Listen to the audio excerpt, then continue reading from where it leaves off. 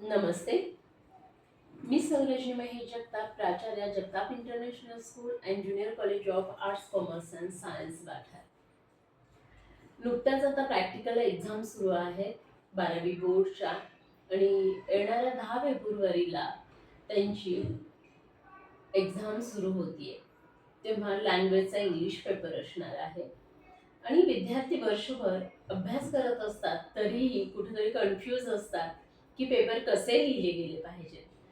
तेव्हा विद्यार्थ्यांना थोडंसं काउन्सिलिंग म्हणून आता मी थोडीशी इन्फॉर्मेशन देणार आहे या व्हिडिओ मार्फत.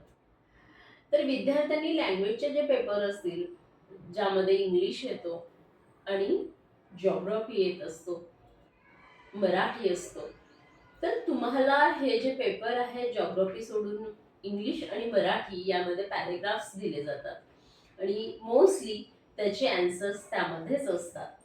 तेव्हा विद्यार्थ्यांनी वर्षभर याचा अभ्यास केला असेल, जी नीटच्या प्रिपरेशन सीईटीच्या प्रिपरेशनमध्ये राहून गेला असेल, तरीही हे सब्जेक्ट तुम्हाला पर्सेंटेज वाढवण्याच्या दृष्टीने महत्त्वपूर्ण असतात. तर आता तुम्ही एक स्मार्ट वर्क करायचं आहे, कारण PCMB physics, chemistry, maths, biology, त्याचबरोबर PCB फिजिक्स, केमिस्ट्री, बायोलॉजी हे जे ग्रुपचे सब्जेक्ट्स आहेत त्यांचे मार्क्स तुम्हाला खूप महत्त्वपूर्ण आहेत येणाऱ्या ज्या स्ट्रीमला तुम्ही ॲडमिशन घेणार आहात त्यासाठी. तेव्हा विद्यार्थी मित्रमैत्रिणींनो, तुम्ही अभ्यास करताना आणि येणाऱ्या परीक्षेची पूर्वतयारी करताना तुमचं रिव्हिजन मध्ये सातत्य असणं फार गरजेचं आहे. कारण तुम्ही खूप अभ्यास केला आणि जर त्याचा सराव नसेल तर तुम्हाला यश मिळणं थोडंसं कठीण जाईल. कारण मॅथ्स हा सब्जेक्ट वाचून होत नाही, तर सोल्युशन्स आणि एक्झाम्पल सॉल्युशन्स असतील, जे जॉमेट्री असेल, बाकी तुमचा जो मॅथ्सचा पार्ट असेल तो तुम्हाला सराव म्हणजे लिखाणामार्फत त्याचे सोल्युशन्स आहेत ते करूनच तुम्हाला सराव करायचा आहे. त्याचबरोबर बायोलॉजी हा सब्जेक्ट आहे ज्याच्यामध्ये तुम्हाला नीट लेबल डायग्राम्स, त्याचबरोबर तुमचे जे काही प्रत्येक सब्जेक्टमध्ये येणारे MCQs असतील, वन सेंटेन्स आन्सर असेल आणि हे पेपर लिहिताना तुमचे मार्क्स कन्सिडर केले जातात, ग्रुपचे मार्क्स कन्सिडर केले जातात CET, जी नीटसाठी. त्यामुळे या सब्जेक्टवर तुमचा जास्त फोकस असणं गरजेचं आहे. आणि फर्स्ट इम्प्रेशन म्हणजेच लास्ट इम्प्रेशन असतं, हे तुम्ही बऱ्याच वेळा ऐकलंय. म्हणूनच पेपरमध्ये तुमच्या खडाखोड नको आहे.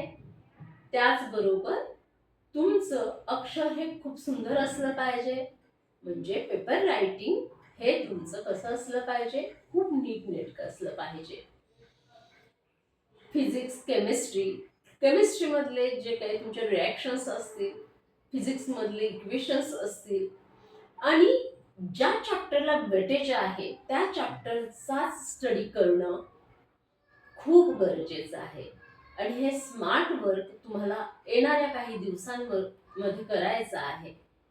तेव्हा तुम्ही यूट्यूब असेल, इंस्टाग्राम असेल, यावरच्या रील्स पाहणं असेल, ह्या सगळ्या गोष्टी तुम्ही कमी करणं गरजेचं आहे आणि मोबाईलचा यूज तुम्ही फक्त अभ्यासाच्या कारणासाठी करणं गरजेचं आहे. इथं तुम्हाला तुमचं मन स्थिर ठेवणं आणि तुमचं जे ध्येय आहे यावर फोकस करणं आणि टाइम मॅनेजमेंट आता खूप खूप इसेन्शियल आहे, खूप महत्त्वपूर्ण आहे. टाइम मॅनेजमेंट प्रत्येक सब्जेक्टसाठी इम्पॉर्टंट आहे. तेव्हा रिव्हिजन्स असतील, तुमचं ओपन पेपर सॉल्वेशन असेल, विदाउट पेपर ओपन सॉल्वेशन्स असतील, ते तुम्ही डेली जे रिटर्न वर्क आहे यातून तुमचा काय होणार आहे, सराव होणार आहे, तुमचं लिखाणाचं स्पीड वाढणार आहे आणि तुम्ही पेपर कव्हर करणं खूप गरजेचं आहे.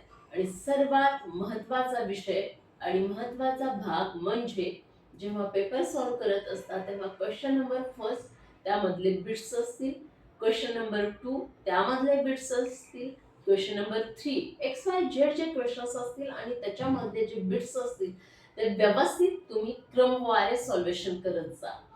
जर तुम्ही क्वेश्चन नंबर फर्स्ट घेतला त्यातले ठराविकच बिट्स घेतले, कुठेतरी नंतर क्वेश्चन नंबर थर्ड घेतला, नंतर क्वेश्चन नंबर 5 घेतला आणि त्यातले ठराविक बिट्स घेतले, तर एक्झामिनर जेव्हा पेपर चेक करत असतात तेव्हा कन्फ्युजिंग सिच्युएशन आणि टाइम कंझ्युमिंग सिच्युएशन्स क्रिएट होत असते. आणि हे सुद्धा जे तुमचं पेपर रायटिंगचं जे इम्प्रेशन आहे ते बॅड होऊ शकतं. त्यासाठी तुम्ही जेव्हा पेपर हातात येतो तेव्हा 5 मिनिटं तो ऑब्झर्व करा. तुमची जी इन्फॉर्मेशन आहे आन्सर शीटमध्ये ती व्यवस्थित भरा आणि एक दीर्घ श्वास घ्या. खूप शांतपणे तुमचा पेपर हा व्यवस्थितपणे क्वेश्चन वाईज बिट्स वाईज लिहा. धन्यवाद. येणाऱ्या परीक्षेसाठी माझ्याकडून तुम्हाला खूप खूप शुभेच्छा.